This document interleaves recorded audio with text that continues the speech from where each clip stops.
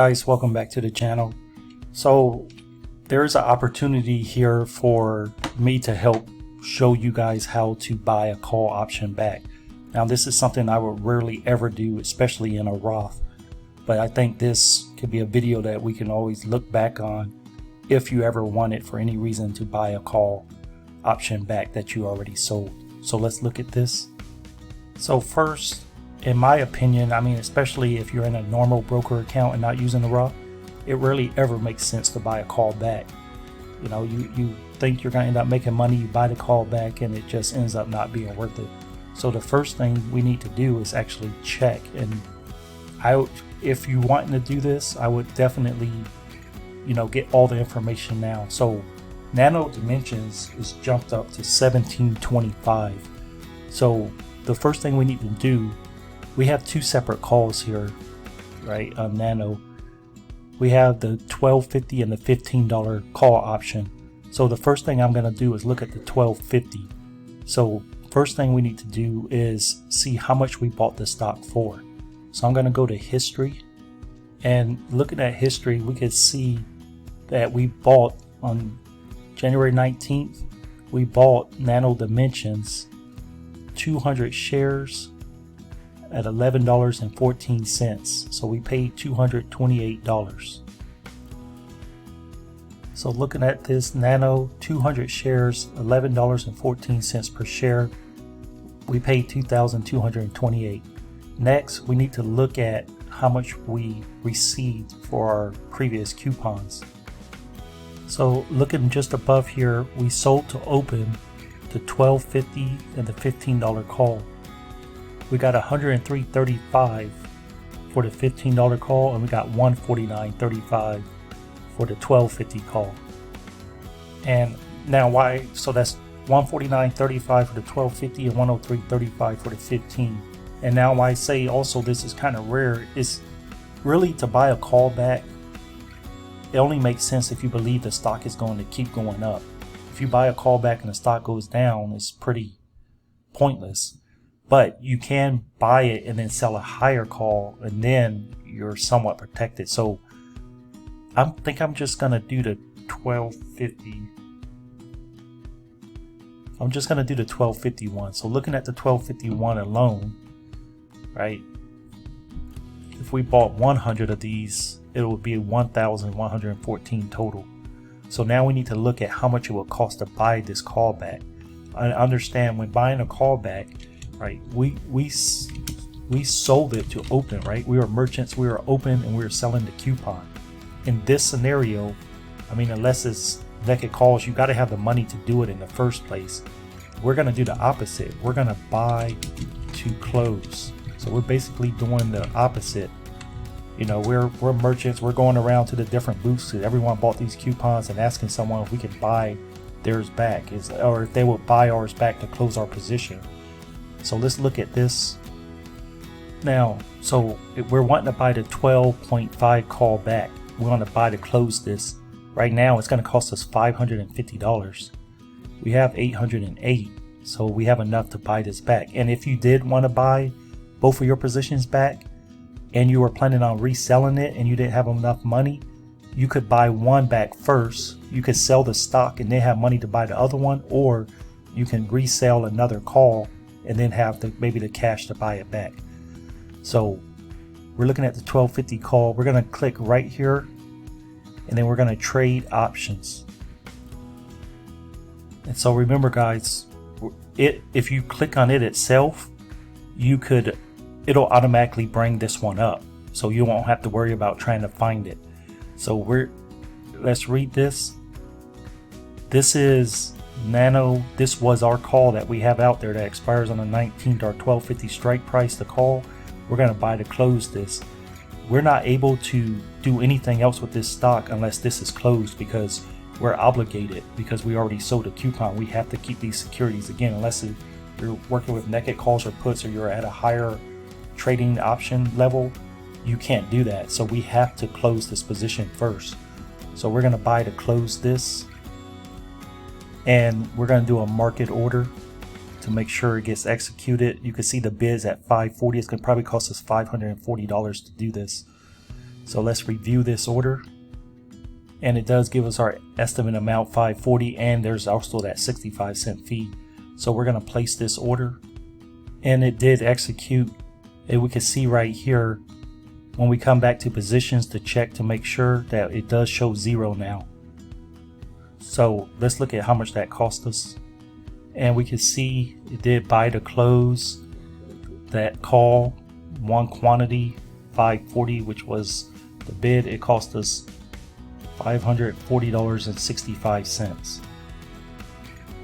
Now, why would I do this? Okay, so it cost us $540.65 to close this, right?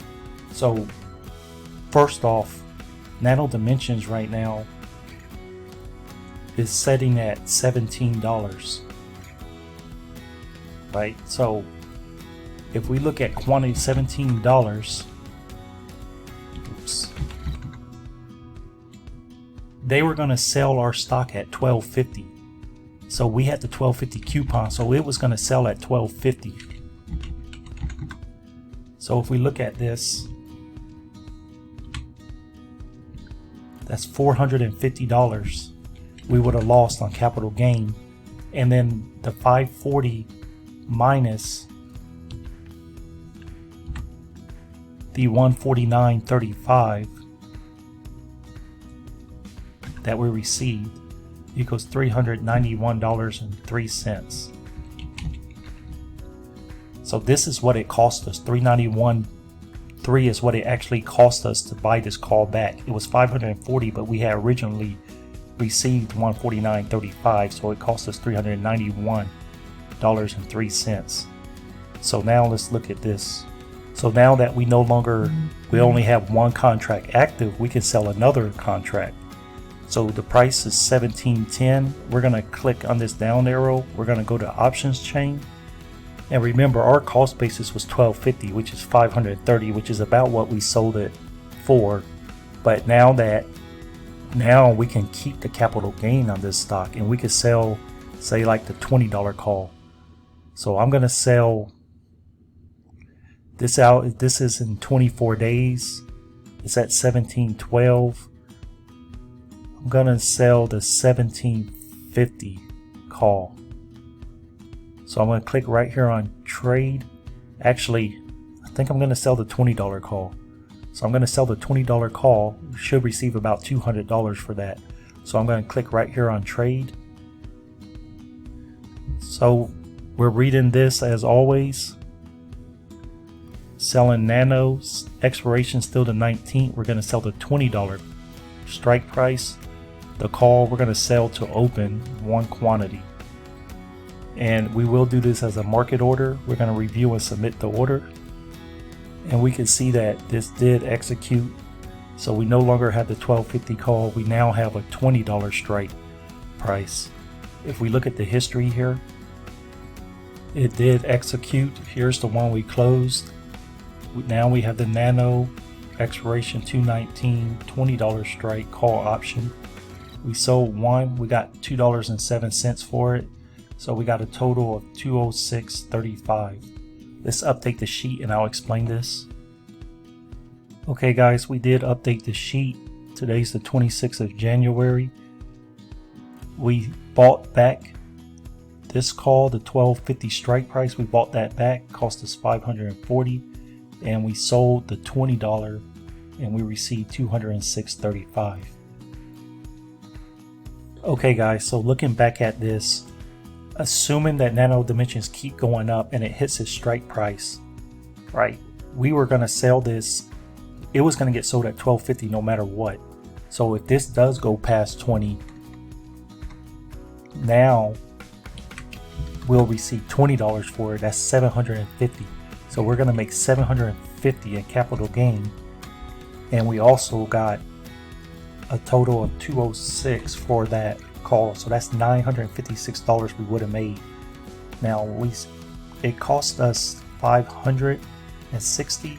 So we're still going to be up about almost $400. And if it does not hit the $20 strike price, we can keep selling higher calls to where eventually we'll get there.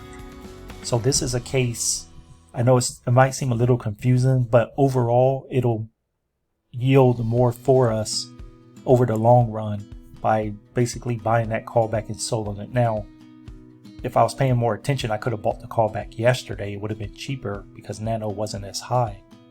So there you go, guys. There is one other option I had thought about, and that was our Orbital Energy. You could see our cost basis 1,136. We're up about $756 currently, but it's sitting at 946. We sold the 750 call. So we sold the 750 call. It's up to 946. So that's a $200 difference. There's two, so that's a $400 capital gain that we're not going to receive.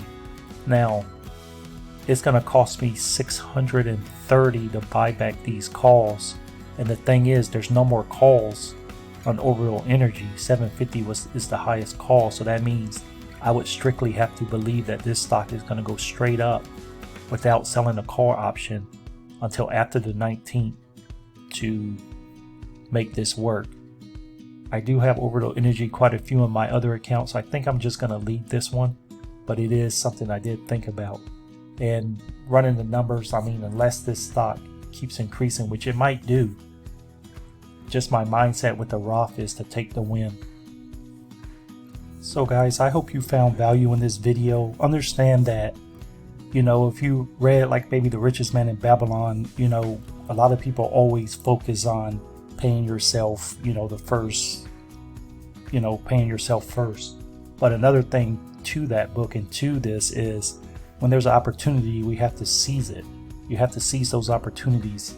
This didn't take a lot of work, but for some people this might take work. It's all about watching and understanding and taking advantages of opportunities, because just like they will compound upon each other. So it's more than just making an extra 100 or 200. It's all about that compounding effect.